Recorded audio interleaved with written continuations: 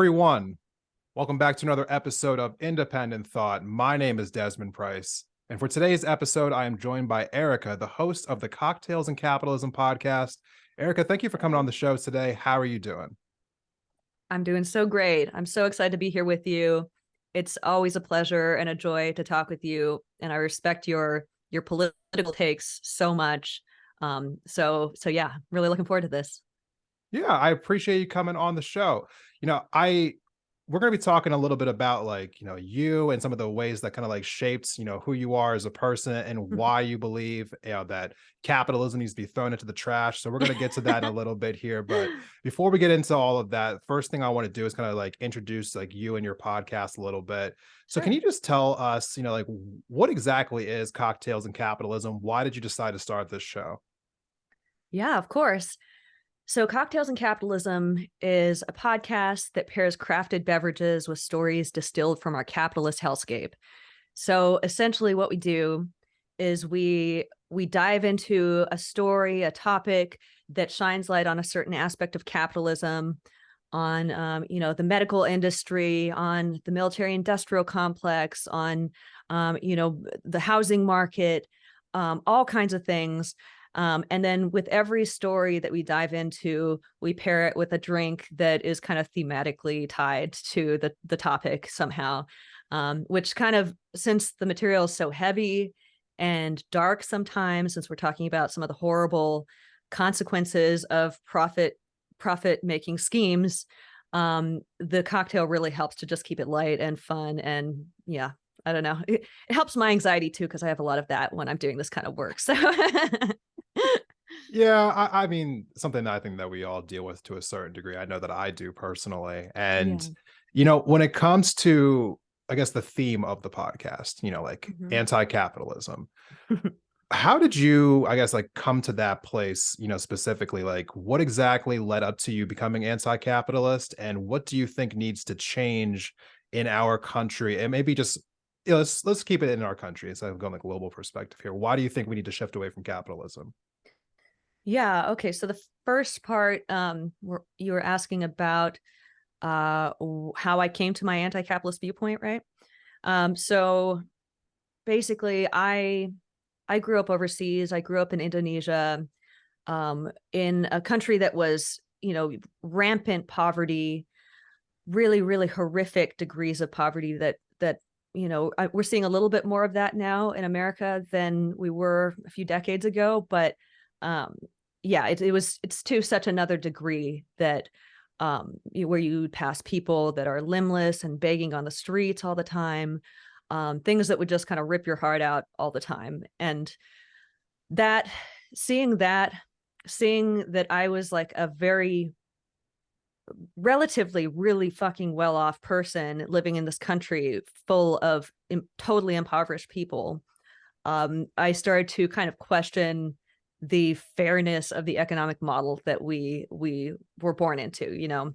Why is it that I can live like this and all these people have nothing and their life is, a constant struggle? So, and then I also saw just the horrors being unleashed by mega corporations over in Indonesia that were just flattening, leveling whole rainforests that are, one of the most ecologically diverse places on the planet, with these gorgeous, gorgeous rainforests with some like the most interesting animals and plants and, waterfalls. Just the most magical spaces that I've ever inhabited were over there.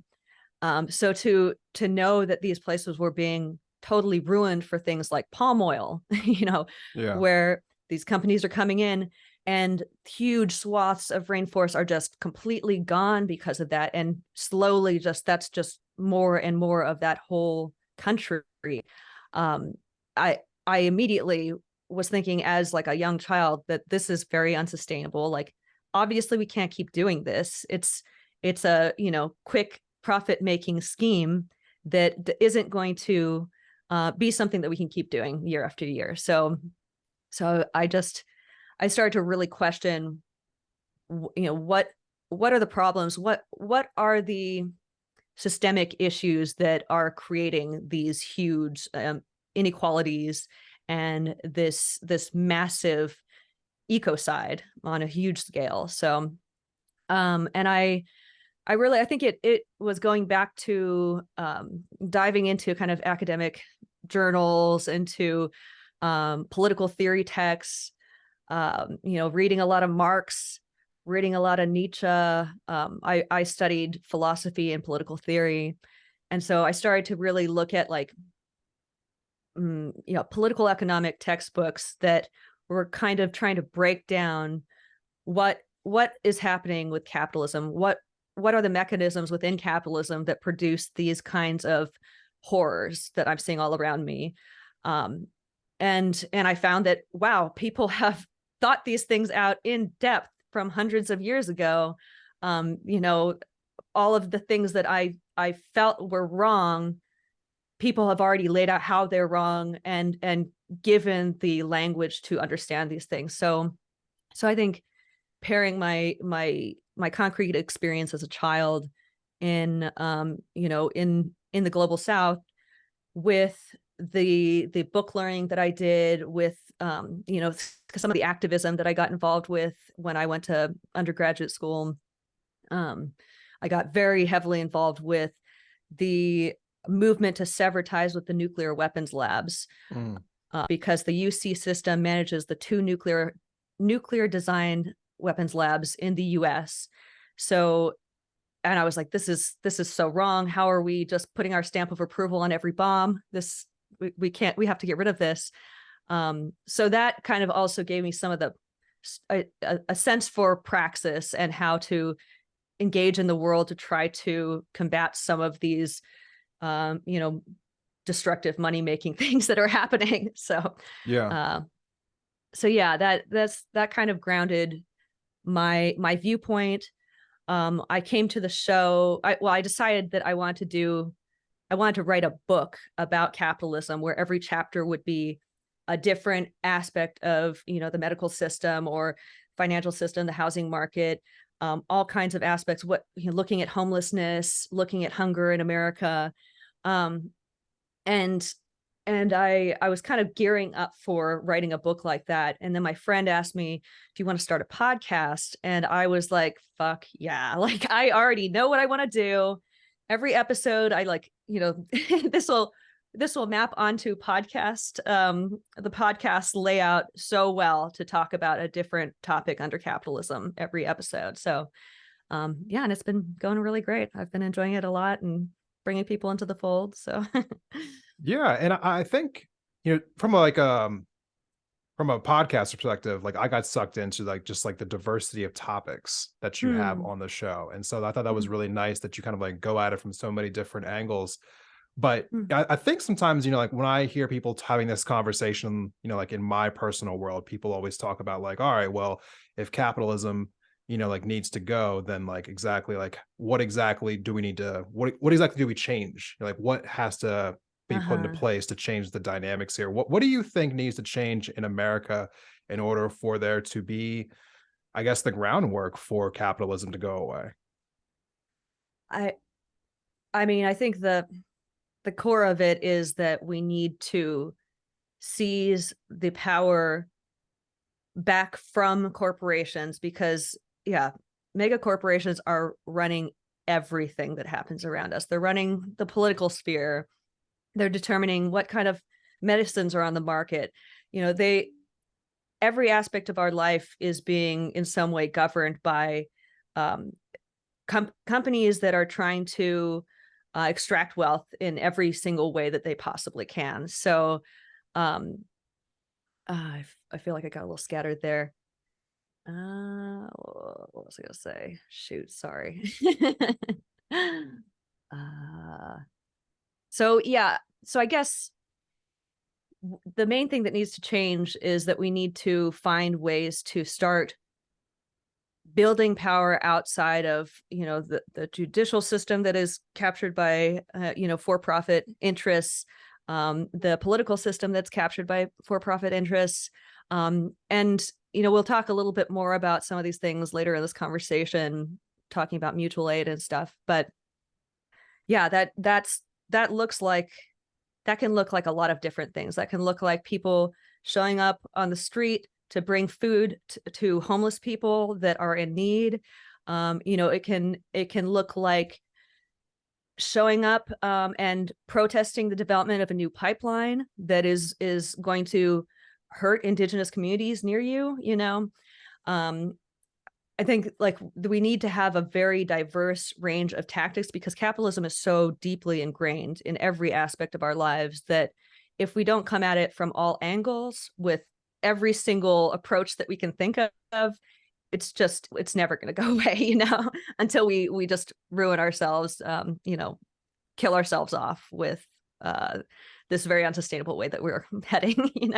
No, I understand that. And this actually, I think the last like point I want to dig into this with you on here, you were talking about how when you were overseas, like you were just having like your worldview change, like seeing how capitalism was in essence kind of destroying this country's, like ecosystem, and just like seeing all these people who are struggling over there.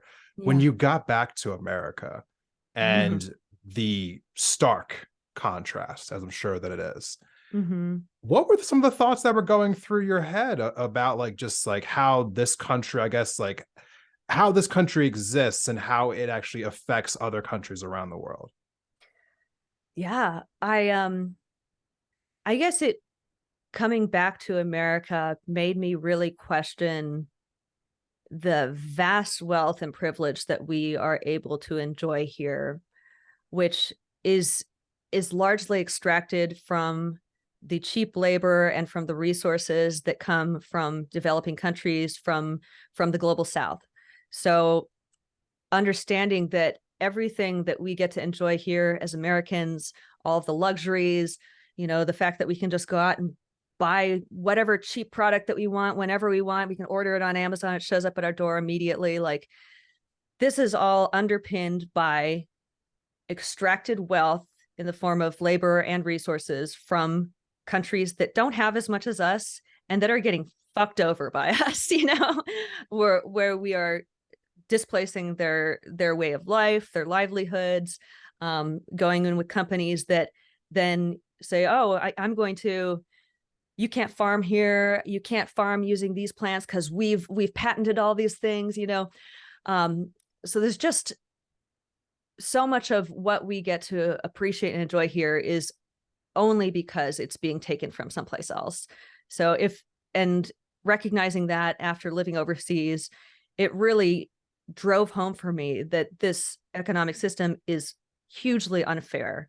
It's unequal and it's unfair. Like, that we need to be doing better for each other and not just engage in a system that is all about, the survival of the fittest. Whoever has the, is the most ruthless capitalist is going to be the winner, Right.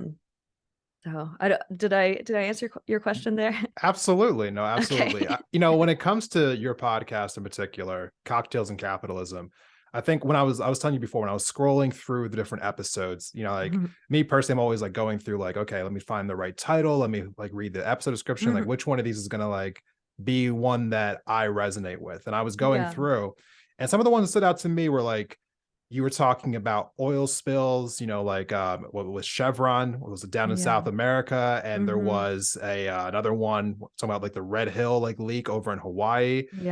Those two stuck out to me particularly, so I definitely wanted to check those out.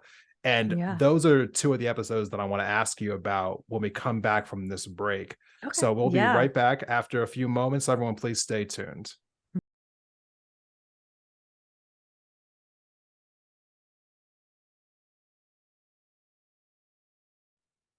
Welcome back from the break, everyone. Thank you for sticking with us through this episode of Independent Thought. So before the break, we were talking about some of the episodes in particular that I caught interest to. And so I kind of want to start out with those because that was like what first like wanted me to like reach out to you in the first place. I was just like, oh, like these are, let me just give a little backstory on myself quickly here. Just give me a quick second here. When I decided to do this podcast, Independent Thought, one of the motivations behind it was covering stories that other people weren't covering or weren't covering enough. I was like, where are the stories at that people just refuse to touch, in more detail? That's actually what first drew me into the unionization efforts for Amazon down in Alabama in Yeah. 2021. And I was just like, no one is talking about this. Why is no one talking about this? This is a huge story. And so when I came to your podcast and I saw you were doing the exact same thing, like this story about Chevron, for instance, I was like, my people. Like, like, Yay, this is exactly awesome. what I'm looking for. That, Yeah. I have a huge affinity just for people who are willing to do these types of things, cover the stories that need to be Mm, told that aren't getting coverage. So yeah. with that set up here, Chevron episode, can you just Hmm. tell people, for those who are unaware, what exactly was happening with Chevron down in South America, and why was it important for you to talk about it? Yeah, absolutely. Can you hear that sound in the background? I hope that's not too annoying. Okay, cool. So yeah, Chevron, this is, I think, one of the most important stories I've had the chance to dive into, and I dove in really deep because it's complicated. It's very complicated. The core of it is simple, but the details are very complex. So basically what Chevron did is well, it was first Texaco, and then the company became Chevron. Chevron bought Texaco. But they went down to Ecuador, where they extracted, I think, billions of gallons of oil. And they, in doing this, in order to save money, they refused to use all of their patented, like, their techniques that they had developed in the US to dispose of waste. Instead of using those techniques that they had developed, they thought, oh, that's going to be too expensive. And, it's in Ecuador, so we don't have to do those things. So they basically, with every well that they drilled, they had open pits just on the surface of the earth around these wells, where they would just dump oil waste. And the I'm forgetting the exact numbers, because it's millions of gallons that they've actually admitted to, like 17 million gallons that they admitted to dumping Yeah. into open pits in the rainforest.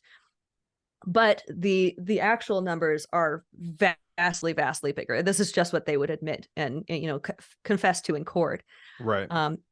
But so this story, it's absolutely tragic, because the Ecuadorian Amazon rainforest is, again, one of the most ecologically important places on the planet, has so much diversity. So many cures for different diseases and things are probably hidden in that forest that we haven't even found. um, and Chevron Texaco was just dumping waste out there, and it was infusing the plants. um, Indigenous communities out in the rainforest were being completely displaced because of this rampant pollution that covered an area the size of Rhode Island. Wow. Yeah, absolutely fucking insane. They were dumping the oil onto roadways, like hundreds of miles of roadways just covered in slick oil, where you can't even walk around on it because it's so slippery and sticky. And all of these indigenous folks and local farmers are all of a sudden seeing rampant, so much cancer. Like, the cancer rates near these drill sites were 10 times what they were anyplace else on the country. So you see women that are having to remove their uteruses because of the cancer that they're getting. You're seeing children, tons of children with leukemia, over 1,000 documented deaths from this incredible pollution. But the actual numbers of deaths, again, is like so much more vast. So this is one of those stories where you're not hearing about it, in spite of the fact that it is orders of magnitude bigger than the BP disaster in the Right. Gulf of Mexico. It's hundred, like, I think it was 1,000 times what Exxon spilled in the Exxon Valdez spill. And yeah, like, just no one has heard about this. And the reason why no one has heard about this, kind of going back to what you're saying about the stories that people aren't covering, the reason why no one is hearing about this is because there is so much fossil fuel money in our corporate media. So, you know, if a newspaper is getting a bunch of money from Chevron, they're not going to publish a really nasty story about the horrors that they're unleashing upon indigenous people down in Ecuador. They don't have an interest in doing that. So a lot of the time, the reason why the stories that I cover like this, like Red Hill, are such small stories, it's not because they're small occurrences. They're actually much bigger and much more devastating than some of the things that you have heard about on corporate media. But they're not being covered because it's not in the interest of these people that are getting money from these corporations. So this is another aspect of society that is captured by corporate wealth. Yeah. And it's interesting because I think some people are unaware of just how tied together, I guess what I refer to as like the corporate media, the mainstream media, is tied up with some of these mega corporations. I remember, Yeah. I think it was, I don't want to say what outlet it was, in case I'm wrong here, but I remember reading a major outlet's publication a few months back, and like at the underneath the article itself, it said powered by Lockheed Martin. And I was like, oh, well, just not even hiding it anymore. All right. Which, perfectly ties into this next story, because the next story that I also caught my eye was what happened at Red Hill, completely intertwined with the United States Navy. And so, again, kind of the same question as the last one. What exactly happened at Red Hill, and why was this story important for you to cover? Yeah, totally. This is such another devastating story. So basically, the Navy built this fuel storage facility called Red Hill, 100 feet above the sole source aquifer for Oahu. For many of the people living on Oahu, one of the islands on Hawaii,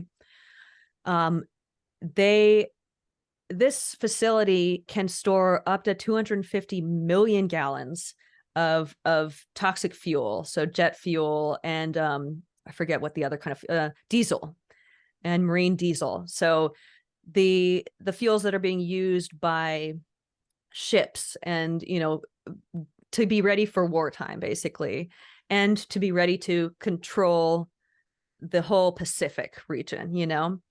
So this is a strategic outpost for the U.S. Navy, where they built this fuel storage facility, and stupidly they build it right above the water source for all these people, and it starts leaking, of course. And there have been so many, I'm trying to remember how much actual fuel has leaked, but that is not well documented because they weren't documenting these things. They were just like, well, we know there's a plume of fuel that has leaked, but we can't really even tell you where it is or how much fuel is there. But then all of a sudden, the Kanaka Maoli Hawaiians, the indigenous Hawaiian folks around there, and some of the veterans and service folk who are living on Oahu start having rashes. They start having headaches. They start having all kinds of crazy symptoms. Their kids are getting sick. They can't think clearly. And the Navy just keeps covering it up and covering it up and covering it up, of course, like they want to do. So it really took the work of some of the folks that I was able to interview from the Oahu Water Protectors, who started a mutual aid group called gosh, no, I'm blanking on it. Red Hill Mutual Aid. I think it's that. But yeah, so they were incredibly affected by this crisis, and then they really mobilized to bring water to the folks that were being affected, to push back against what the Navy was doing, and to shut down this facility for good. And since we recorded this episode, there's actually been the Navy has said that they are going to shut down the facility, that they recognize that this is a big problem that has poisoned thousands and thousands of people. And they're in the process of doing that. But we know that they have been trying to hide information about what they're doing this whole time. So the Oahu Water Protectors Mikey and Aiden, the folks that I was talking with on that episode, they are still kind of on high alert and still mobilized and ready to fight this until they permanently shut down this facility that is poisoning people, poisoning the land, making it, unlivable for both humans and non-human life, Right. So, yeah. And it's devastating seeing stories like that. Yeah. It just feels like just time and time again, like these stories seem to just get swept underneath the rug. And Mm-hmm. so, one of the things I wanted to transition away from your podcast for a brief second, because I Yeah. want to talk about some of the stuff that you talk about on Instagram as well. For those Mm-hmm. who are unaware, Erika has a pretty decent, big Mm-hmm. presence on Instagram, and you're constantly coming back to certain topics. And one of the ones that you come back to pretty consistently is talking about Palestine. Yeah. And so I wanted to ask you this question, kind of like specifically, why is Palestine, I guess, like a topic that you consistently come back to? Like we know, I guess, in a sense of like what is happening over there, I guess to a small degree, but Mm-hmm. why, I guess, the plight of those people that makes you consistently want to come back and keep talking about what's happening to them over there? Yeah, that's a really great question, and it's for a number of reasons. First, it's an indigenous struggle, and I think indigenous struggles all around the world are very important. Are a very important part of the resistance to capitalism. And they were had ways of living before capitalism came in and tried to displace their way of life, and they have knowledge about how to live sustainably, how to live in harmony with our ecosystems. So they kind of hold some of the answers for how do we get out of capitalism as well. And so it's an indigenous population of Palestinian folks who are, um, a lot of them are literally trapped in this place that Yeah, is, and Gaza has been called an open air prison, and it is constantly being bombed by apartheid Israel. So Israel, in addition to being a settler colonial state that is coming in and trying to genocide the indigenous Palestinian people, steal their land like we did in America here. This is happening right now. It's not in the past. This is an ongoing struggle between settler colonial regime and an indigenous population. But not only that, but the apartheid Israel is using Palestine as a testing ground for their weaponry. So they have these huge weapons manufacturing businesses that are involved with the oppression of Palestinian people through drones that are surveilling them and shooting kids on the beach that are just playing, horrific things where, and these companies like Elbit literally market themselves as battle tested. And they do that because they have tried them. They have tested all these weapons on indigenous people and on the Palestinian people. And so many of them are children. Like the Palestinian population is largely made up of children. So they are literally testing their weapons to sell on a global international market on the bodies of Palestinian children and indigenous folks that are there, who have been displaced from their land, who keep seeing their water and their resources stolen from them.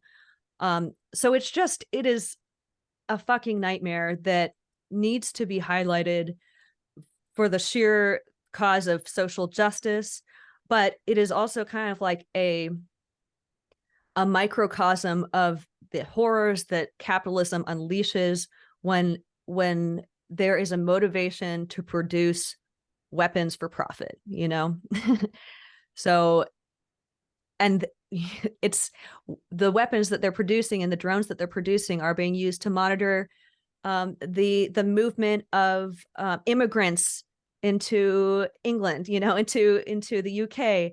They're being used along the border wall in the US. Like yeah, these technologies that are being developed and used on Palestinians, they are going to be used against us, against people around the world who are either, fighting to satisfy their needs or fighting for their liberation or fighting for environmental justice.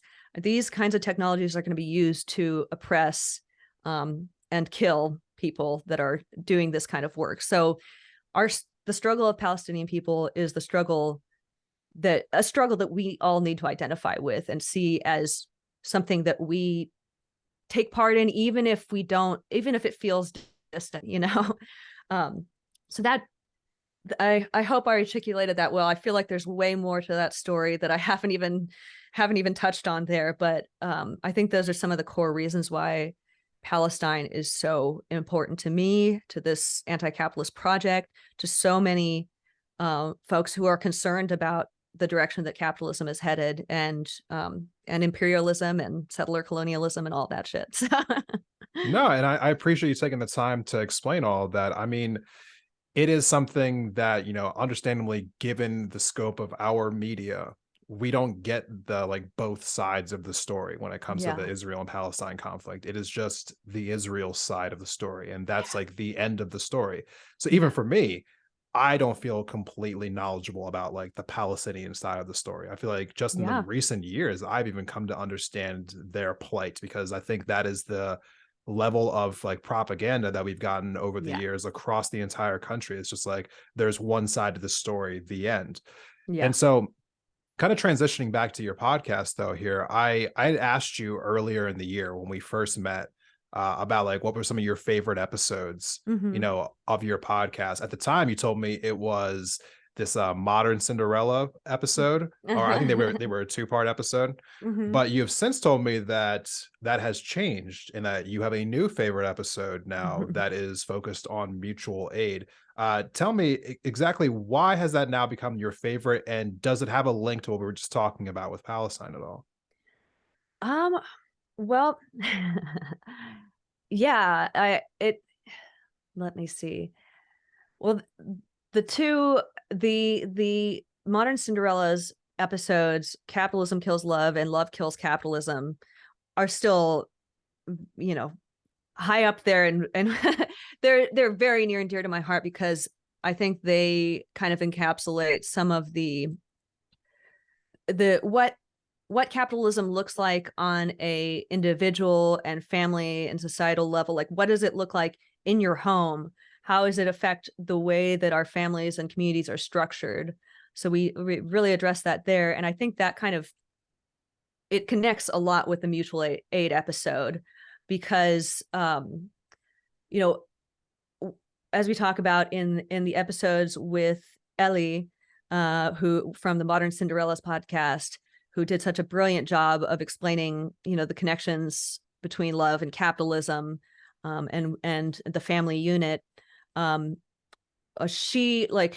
We went really deep into how basically capitalism dictates that we live in these nuclear family units that are also financial units, and it also is wholly underpinned by the unpaid care labor, largely of women.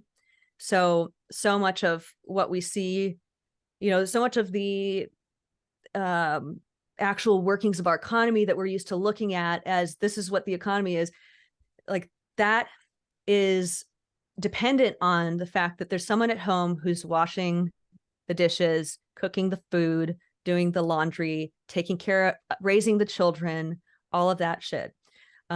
So, and she was trying to kind of point us towards you don't have to subscribe to this family unit model. You can think of society and connection and love in a totally different way. You can love your friends. You don't have to have a hierarchical love for just your romantic partner, and then friendship is down here. And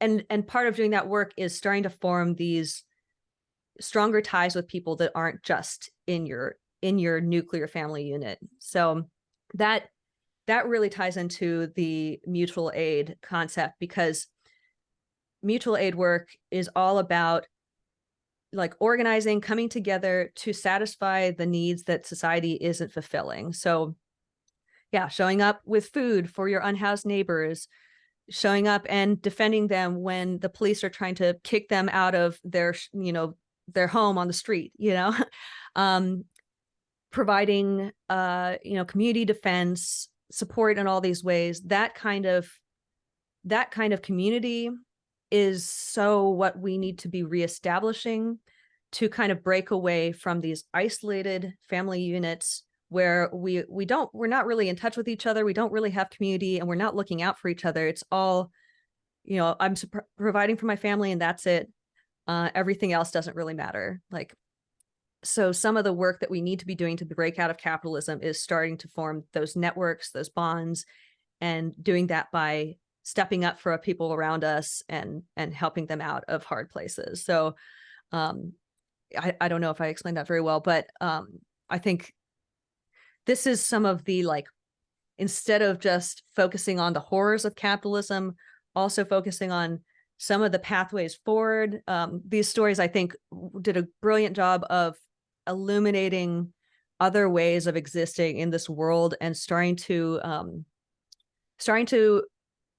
realize the reality that you want in the present, so you can start building towards a bigger, expanding that reality in the future.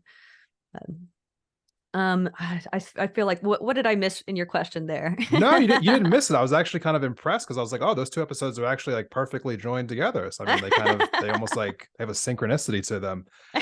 Let me close out by asking you this about your podcast. Spent a lot of time the last few questions talking about your favorite episodes, why these things matter, exactly like why you came to them. But let's just summarize all of this. Like, why do these stories matter?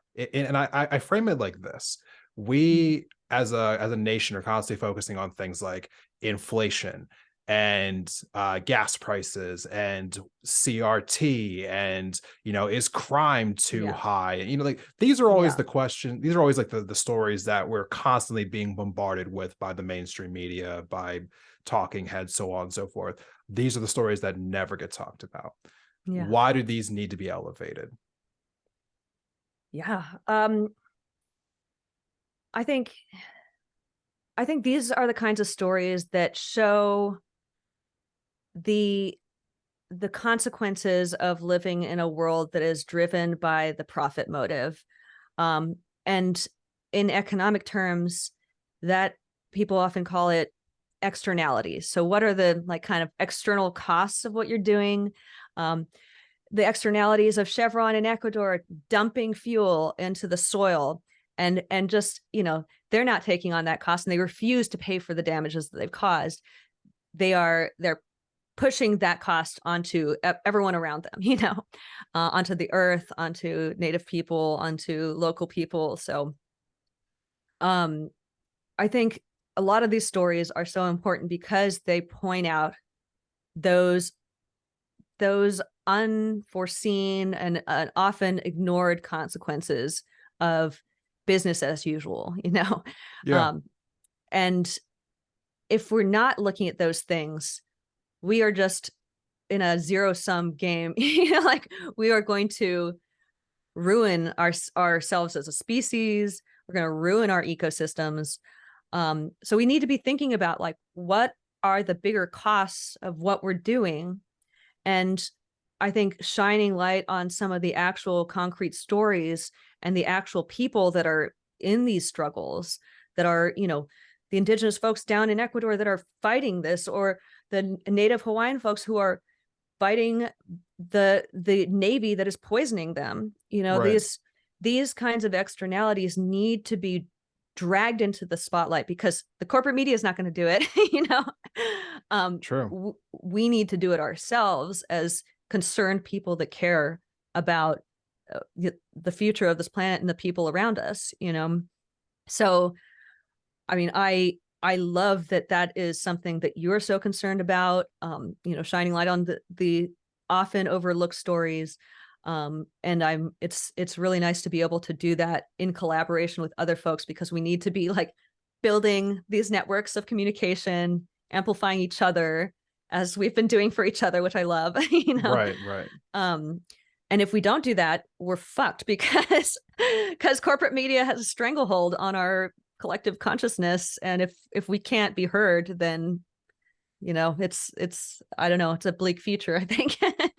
You're not wrong about that. I've often thought about what exactly needs to change in order for things to get better. And there's a lot to be said about that. I Yeah. think, but we might have to say that for an epilogue or something of that Oh yeah. effect. Erika, thank you so much for coming on the show today. I really do appreciate it.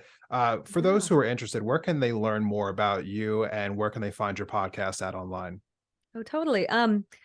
Yeah, so you can search for Cocktails and Capitalism online.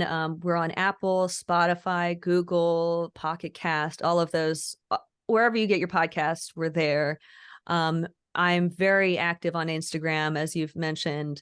That's where kind of I do most of my outreach and stuff, and just kind of putting the word out about what episodes are coming out and things like that. So yeah, please go follow us, Cocktails and Capitalism on Instagram. I'm on Twitter at Cocked Capitalism because I couldn't spell it all out. It's kind of awkward. um, and we've got a Patreon if you want to support the work that we're doing. You know, that really helps a lot because I'm not taking advertisements. I'm trying to really do a good job of monetizing in a way that I feel is ethical and sound and fair. So yeah, we got that. And yeah, I'm not sure where else people can plug in. I think those are all the main spots. All right. And for those who are interested, those links will be in the episode description. So if you click on the episode Awesome. description now, you will see those links. Thank you Oh to yeah. everyone for checking out this episode. If you liked the episode, please go ahead and share it on social media, Twitter, Instagram, Facebook, TikTok, tag Independent Thought or Cocktails and Capitalism or both. Yeah. And be sure to tune in for the next episode. We will see you next time. Awesome. Cheers.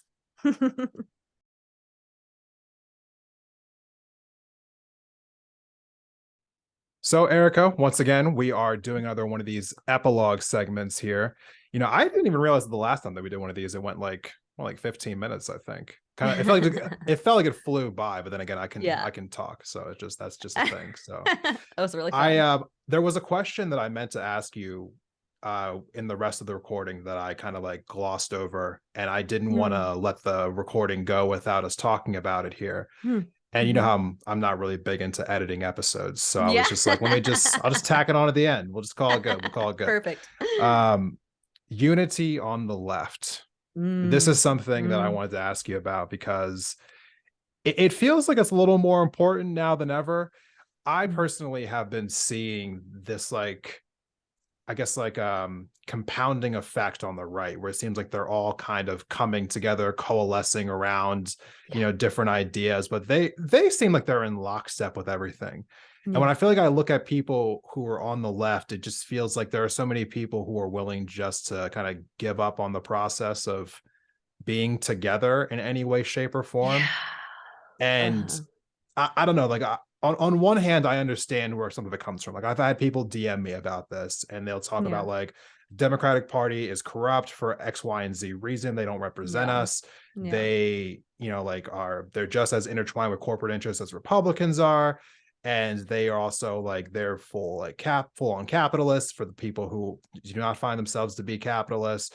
And like Yeah. I get all of that, but I also see like the bigger picture where it's like, unfortunately, in the system that we are currently in, until we change it, and I think we can Yeah. change it, but until we change it, not voting just empowers the right. And Yeah. the last time I checked, for all the issues you might have with Democrats, Mhm. Republicans are worse. Like, and they Yeah. don't talk about it. They are going to do it. Like, they have plans in place. Like, they're Oh yeah. ready to pounce. And it's just like, when you saw what happened with the Supreme Court being overturned, when you hear what they want to do with Social Security and with Medicare, it's just like they don't just talk about these things; they're going to do it. Yeah. I don't know. It feels counterproductive to me. What are your thoughts on it? Yeah. I mean, we already know that the right is consolidating power and they have been, through every avenue, through gerrymandering, through very like restrictive voter laws that often target people of color, through laws that are taking the rights away from trans folks. I mean, like, they are consolidating their power in the most like cynical, dark, fucked up way. And so, and I know all the horrible things about the Democrats. I know they're in bed with corporations, like, of course, like, Yeah. I'm not an idiot, but, but there is still, to me, like, the lesser of two evils thing is important, because if there's one evil that is killing a lot of people and one evil that's killing less people, I want less people to die. Like, if trans people are under attack, if voting rights for people of color are under attack, if our reproductive freedoms are on the chopping block, like, what is stopping us from using the little bit of power that we have within the current system to try to do some damage control, mitigate some of this horrific backslide that we're seeing into kind of more fascistic, Yeah. bigoted ways of doing politics. Like, I feel like it's our duty to step up and do every little thing that we possibly can. And obviously voting is just one of those things. It's a small thing, large, but when we're all doing it together, it can be a big thing, and it can mean the difference between, trans folks being able to live their lives or being under attack by by their communities. Like, these laws that are trying to be passed by Republicans, they are emboldening folks to do horrific things to vulnerable communities. So Yeah. I see no point in handing away that power, even though it's small. I just, I want people to show up to the polls, but also show up and organize their workplaces, organize their communities, show up for the unhoused folks that are in their communities. I mean, there are so many things that you can be doing apart from voting, but if you're not just participating in voting, why hand that power away from someone who wishes death upon the communities that you care about? Like, why let the Republicans have that? I'm not going to do it. No, no. And I think I try to like read between the lines here when it comes to some of these concerns that people have. Because I think people are worried about like the fact that the only answer is just to vote. Yeah, And I understand that fear yeah, because, they're correct in that assessment. If you just keep voting for Democrats, things aren't going to change. And you're right yeah, about that. If that's all that we do, yeah. if you're only just voting and nothing else, then yes, the status quo remains. But it's not a binary in that sense. Like, you have to Mm-hmm. be able to understand that while the system is this way, you have to work within it. And then Yeah. at the exact same time, you can also be working on a separate track to be changing the system. So, I mean, like, in essence, I hate like framing it this way, but you have to play the game. Yeah, Like, you have yeah. to realize that like while we're stuck here, we have to like work within the confines of this system, but you can change the system at the same time. I see things like ranked choice voting helping. I think Yeah, that would decouple the power structures of both parties, and that would yeah, essentially take a brick out of the wall. Talking about mutual aid, for instance, that does really empower a lot of people to kind of like free up themselves to live a better and more sustainable life. yeah. And honestly, I think some of what we're doing in this moment is also going to be helpful. Like, Mhm. the level of propaganda that is disseminated from corporate media Yeah, is incredibly powerful. And I think what needs to happen is that more like voices who are able to cut through that noise being hmm, elevated and being able to talk to people about the issues on both sides of the aisle, and so yeah, that we can talk about exactly how people are being manipulated. That's also going to yeah, help in the long run, because people, they can only operate with the information that they have. And yeah, so the people who have more information, I think, have an obligation to step up and disseminate that information. yeah. And so that's something that Totally. I'm also very much, in trying to be more involved in. But obviously there's issues like, like you were saying before, like, you need money to do all of these things, unfortunately. Yeah, you know yeah. it's kind of it's almost poetic in a dark sense that you need money to kind of like abolish capitalism. So I mean, I think you could do it without money if you had enough people on your side, but you know, money always helps to get people on your side too. So Jesus Christ. Yeah. But I mean, I think, you know, going back a little bit to what you were saying earlier on about like leftist unity, like a lot of what I see is like on the left is activist gatekeeping and Yes. gatekeeping leftism, like, which fucking blows my mind, it drives me crazy, makes me want to rip my hair out, because we really need to be like lowering the barrier to entry for folks to get involved, to get, you know, politically involved, to get involved in organizing. We need to make these things welcoming, not hostile, not you know, you don't bring someone to your side by telling them you're a stupid liberal and all of your views are pointless and, you know, you're so naive. You know, that you could push someone farther to the right, farther to fascism. You can and I've seen this happen. So if we want to be building power on the left, we need to be thinking more about community, collectivism, how to see beyond our differences, because there's plenty of them on the left. We are a messy, complicated bunch, you know, with all kinds of different political ideologies, all kinds of different viewpoints and approaches. I think what we need more of is just a general acceptance of that diversity on the left, and then a desire to uplift other people, even if they're not doing the exact same approach as you, you know. don't shit on your neighbor because they're not, you know, spouting the same theory as you. You know, like, Yeah, I personally, I don't get it, you know, because yeah. I know from my own experience, there are some people who I've talked to who are more left than I am, that when I talk to them about why I feel the way that I feel, or, you know, like my stance on certain issues, it's almost like there's like a talking down to that commences afterwards. You Yeah. know, this is like this holier than thou mentality. I know more than you are wrong.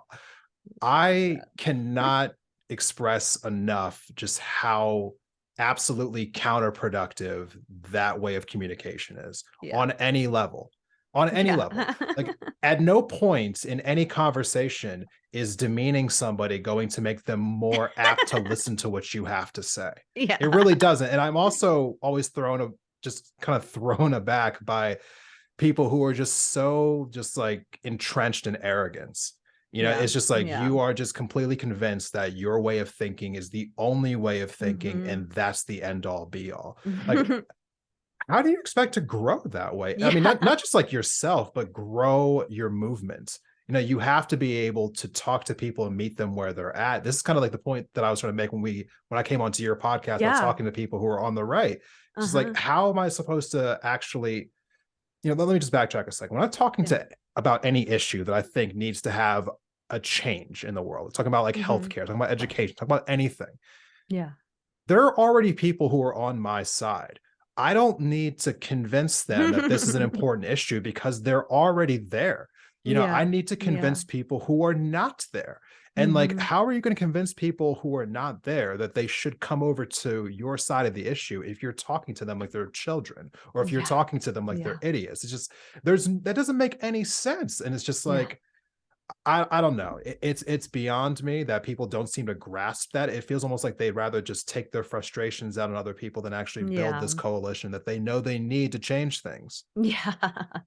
And I mean, on some level, I get it. Like, I'm frustrated too. Like, I want my take to be understood by people. I'm frustrated with the direction that the world is headed in, and I want to just like, you know, get a megaphone and say like, "Fuck, we're doing things wrong," you know, like, and but that if I want to be heard, if I want to have an actual discussion where people are learning anything from me, I have to also be willing to learn from them and leave Yeah. a little bit of that space to hear them, to hear where they're at, to respect their viewpoint, to validate where they're coming from, in addition to adding something new. Like, and I feel like if we're not doing that, then we're wasting our time and just preaching to the choir. So Yeah. I mean, and granted, there's gonna be some people who you just can't reach, right? yeah, Because I for think sure. some Like, people are operating from a place of just like bigotry, or they're operating from a place of yeah. just denialism or their ego so wrapped up in their ideology that they refuse to change. But there's a lot of people who are operating off of either fear or lack of knowledge. Yeah. And if Yeah. you're able to identify that and uncouple it, you might find that someone who you thought you didn't have a whole lot in common with is more willing to not only listen to you, but may just see it exactly the way you're speaking to it if you actually talk to them like a person. Yeah. I don't know. Yeah. It's crazy. Totally. It's crazy. Totally. Yeah. But yeah, I think I wanted to talk to you about that because I know that like we've talked about this before. I think we're both on the left, but I don't think we're in the exact same position. But Yeah. it feels as though like there's just not enough conversations on the left about coming together. And Yeah. that's something that I definitely wanted to, bring that back up with you because Yeah. it needs to Totally. be talked about more. I feel as though if the left truly wants to make any kind of ground, they're not going to do it separate. And I think that needs to really be, just like talked about again and again and again. Yeah. Yeah.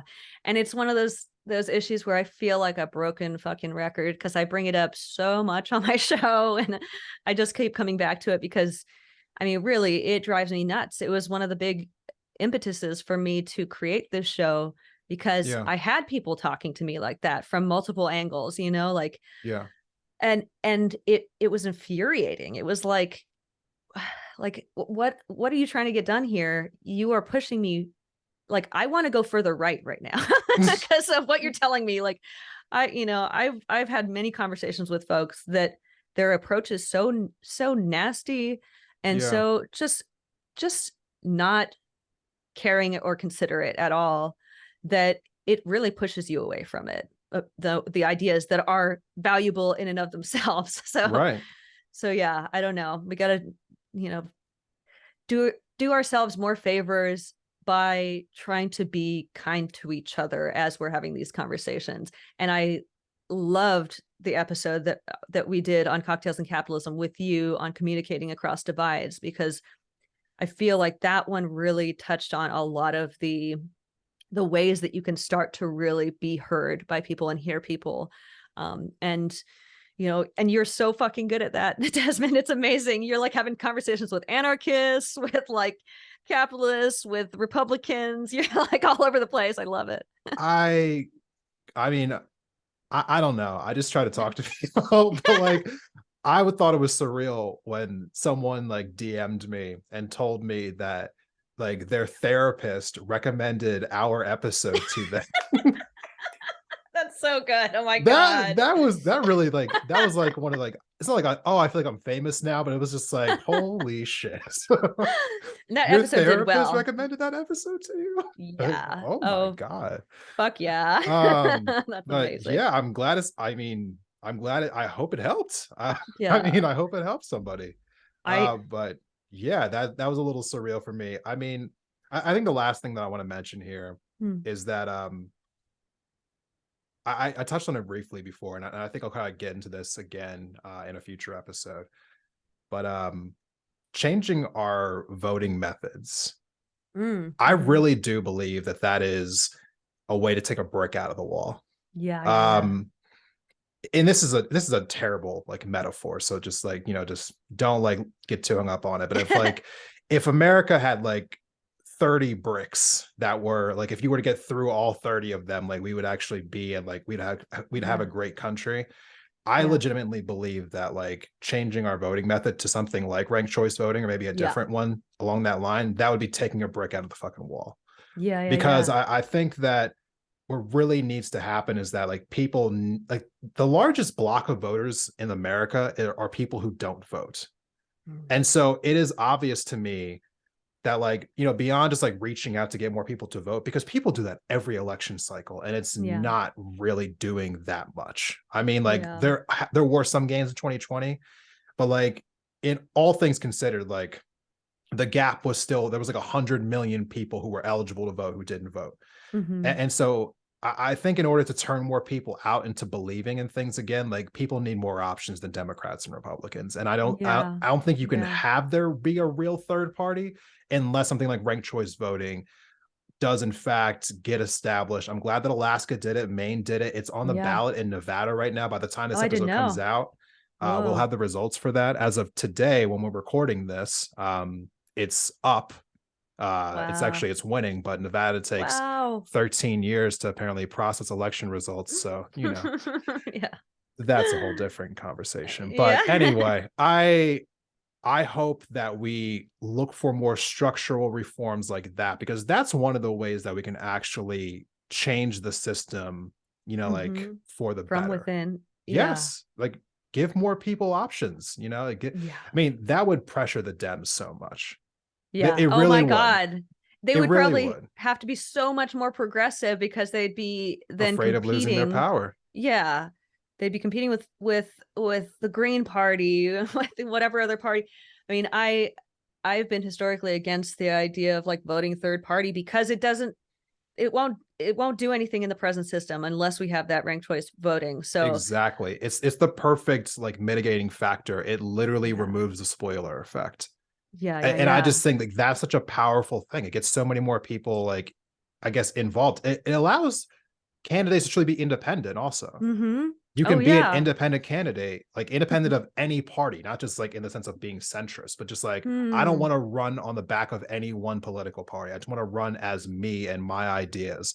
And you can do that with ranked choice voting. So I think that, like that needs to be one of the things that changes. And that's kind of like how I want to close all this out, talking about like something structurally that can be reformed, because I think that might be what's keeping some people from unifying, is thinking like, oh, well, even if we unify, things won't change. It's like, no, we can do both at the same time. Yeah, yeah, yeah. Totally. And Well, so, oh, go ahead. uh well, when you get ranked choice voting in Montana, what are you gonna run as an independent? I don't think I'm capable of being a politician. I I beg to differ. There's such a level of just like, I guess, like being fake that goes into it. Oh, yeah. Like, and I do not have the ability to lie to people, at least not convincingly. I mean, Yeah. it'd be all over my face. Yeah, Like, I'm yeah. just like, Or so maybe I that's not a just, bad thing. I mean, maybe a very honest, politician that can't lie and that people trusted that way would be a really good, refreshing thing for once. I mean, that's what they said about Trump. Oh God. Oh, fuck me. He tells the truth. Oh, Jesus Christ. No, I mean, I don't know. I mean, I've thought about it. It would, I don't know. It's something that it would depend on what the race was. I mean, maybe something very local, like a state legislature seat, something, Dude. something that's to that effect. I mean, I don't know. The state of Montana is a little, it's both encouraging and discouraging at the same time. I think it's Hmm. probably the most progressive red state, Huh. that's a weird sentence to throw out Yeah. there, but that's probably a conversation I'd want to dive into deeper at another Yeah, time. But totally. I think the political landscape up here is very unique, and it keeps me very hopeful that things can change in other places too. Mm-hmm. But Totally. on that note, Erika, Sorry to make you answer that question. no, it's fine. It's fine. Eric, I appreciate you coming on, and thanks again for coming back for this little epilogue portion of the episode. Yeah. And again, for those who have not already, check us out on Instagram and Twitter, Independent Thought, obviously, and Cocktails and Capitalism. Check out the podcast. Please go subscribe. And if you are in a position to, we both have Patreons that will Mhm. go directly towards supporting the work. Yeah, And yeah, thank you to everyone totally. out there who's listening to this episode, and take care. We'll see you in the next one. Mhm. Thank you, Desmond. This is great.